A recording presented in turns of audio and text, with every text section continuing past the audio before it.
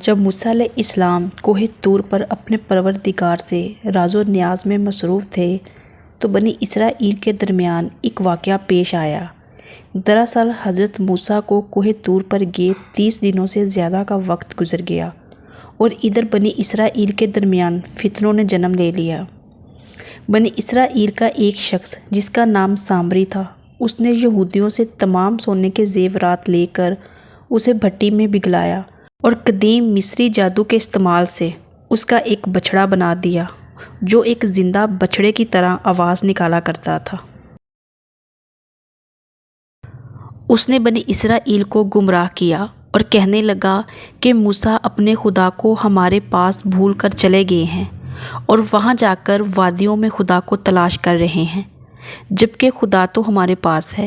سامری نے بنی اسرائیلیوں کو تاکید دی کہ وہ اس بچھڑے کی پوجا کرے، لہٰذا اسرائیلی اس کی باتوں میں آ کر اس شرک میں پڑ گئے۔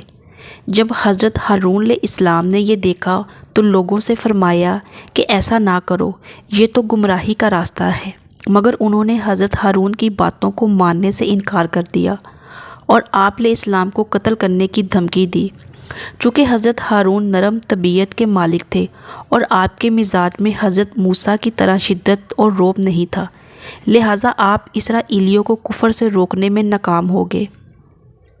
جب حضرت موسیٰ 40 دنوں کے بعد طور سے واپس نیچے آئے اور اپنی قوم کو بچھڑے کی عبادت کرتے ہوئے پایا تو اس قدر غضبناک ہوئے کہ غصے میں ان تختیوں کو زمین پر دے مارا اور انہیں توڑ دیا جس پر خداوند نے انہیں توریت احکام لکھ کر دیے تھے۔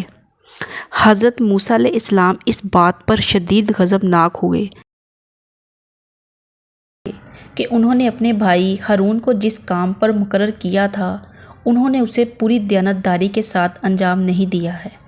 چونکہ حضرت موسیٰ جلالی طبیعت کے مالک تھے، اس لیے سخت جوش و غضب میں آ کر انہوں نے حضرت ہارون کی داڑھی اور سر پکڑ کر انہیں جھنجھوڑنا شروع کر دیا اور کہنے لگے کہ اے ہارون، جب تم نے انہیں بچھڑے کی پوجا کرتے دیکھا تو انہیں اس کفر سے کیوں نہ روکا؟ کیا میں نے تمہیں اس لیے اپنا جانشین مقرر کیا تھا؟ تم نے اپنی ذمہ داری کو یہ کس طرح نبھایا ہے؟ اس پر ہارون علیہ السلام نے صفائی دیتے ہوئے کہا کہ اے میرے بھائی، قوم نے مجھے کمزور خیال کیا اور میری جان کے دشمن ہو گئے۔ میں نے کوتاہی نہیں کی، البتہ میں کمزور پڑ گیا اور ان پر غالب نہ آ سکا، لیکن میں نے ان کی اصلاح کی ہر ممکن کوشش کی۔ چنانچہ موسیٰ علیہ السلام کو احساس ہوا کہ بنی اسرائیل اس کفر و شرک کے خود ذمہ دار ہیں اور اصل مجرم حضرت ہارون نہیں بلکہ سامری ہے جس نے اسرائیلیوں کو گمراہ کیا ہے، جبکہ ہارون علیہ السلام نے اپنی ذمہ داری نبھانے میں کوئی کسر نہ چھوڑی۔ چنانچہ حضرت موسیٰ علیہ السلام نے اللہ سے دعا کی، اے میرے پروردگار، مجھے اور میرے بھائی کو معاف کر دے اور ہمیں اپنی رحمت میں داخل کر۔ پھر حضرت موسیٰ نے حکم دیا کہ بچھڑے کی عبادت کرنے والے لوگ سامری کی طرف ہو جائیں، اور جو لوگ اب بھی موسیٰ کے رب پر ایمان رکھتے ہیں یا توبہ کرنا چاہتے ہیں وہ میری طرف آ جائیں۔ لہٰذا اسرائیلی 2 گروہوں میں بٹ گئے۔ موسیٰ علیہ السلام کے حکم سے بچھڑے کی پوجا کرنے والے کو موت کی سزا دی گئی۔ بنی اسرائیل اپنے گناہوں اور ناشکری کی وجہ سے سالوں تک وادی طیہ میں بھٹکتے رہے۔ اس دوران حضرت ہارون اسرائیلیوں کو ہر دن نصیحت کرتے اور انہیں تورات کا پیغام سناتے اور انہیں خدا کے 10 مخصوص احکام کی تعلیم دیتے۔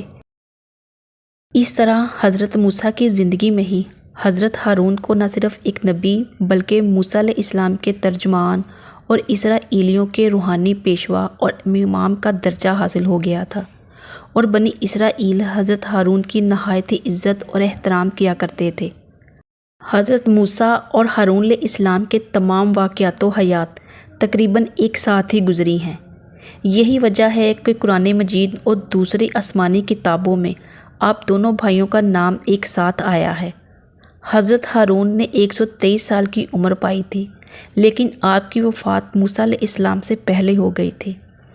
حضرت ہارون کی وفات کا واقعہ بھی نہایت ہی عجیب و غریب ہے، جو مختلف تاریخی کتابوں اور اقوال میں درج ہے۔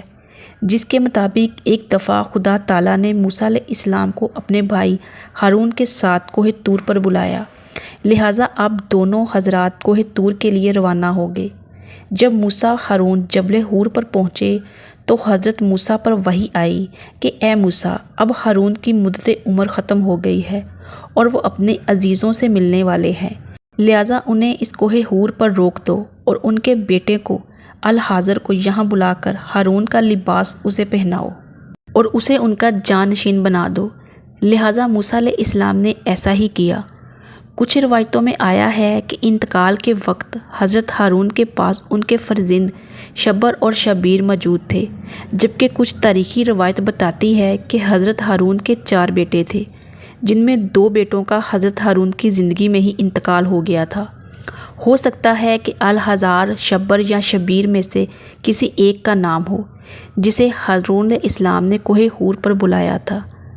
حضرت ہارون کے ان 2 بیٹوں کے متعلق ایک مشہور روایت ہے کہ جب حضرت فاطمہ علیہ السلام کے ہاں حسن و حسین کی پیدائش ہوئی تو رسول اللہ صلی اللہ علیہ وآلہ وسلم تشریف لائے اور انہیں دیکھا اور پھر ان کا نام رکھا اور فرمایا، میں نے حسن اور حسین کا نام حضرت ہارون علیہ السلام کی اولاد شبر اور شبیر کے نام پر رکھے ہیں۔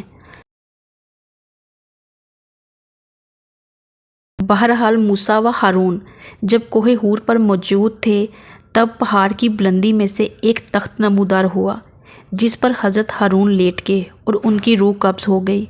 جب موسیٰ علیہ السلام پہاڑ سے نیچے آئے اور اپنی قوم کو حضرت ہارون کی وفات کی خبر دی تو بنی اسرائیل حضرت موسیٰ پر ہی برہم ہو گئے اور الٹا الزام لگا دیا کہ آپ نے اپنے بھائی کو اس بنا پر قتل کر دیا کہ ہم انہیں بہت چاہتے تھے۔ اس بات سے اندازہ لگایا جا سکتا ہے کہ بنی اسرائیل اس قدر سرکش قوم تھی کہ انہوں نے اپنے ہی اس پیغمبر پر قتل کا الزام لگا دیا جنہوں نے انہیں فرعون کی غلامی سے آزادی دلوائی تھی۔ بہرحال اس وقت آسمان سے وہی تخت نازل ہوا جس پر حضرت ہارون کا جسم مبارک رکھا ہوا تھا، اور اس طرح بنی اسرائیل کو یقین آیا کہ حضرت ہارون کی روح قبض کی گئی ہے اور وہ اپنی موت مرے ہیں۔ حضرت ہارون علیہ السلام کی وفات حضرت موسیٰ کے لیے نہایت ہی تکلیف دہ تھی۔ بھائی کا غم جدائی حضرت موسیٰ میں اس درجہ تھا کہ وہ بے انتہا روئے۔ دوسری طرف بنی اسرائیل بھی حضرت ہارون کی وفات پر بہت غمگین تھے اور انہوں نے 30 دنوں تک کوہ حور کے دامن میں حضرت ہارون کا غم منایا۔ ایک روایت کے مطابق انتقال کے بعد حضرت ہارون کو فرشتے اٹھا کر لے گئے اور انہیں ایک ایسی جگہ دفن کر دیا کہ ان کی قبر کسی کو معلوم نہ ہو سکی۔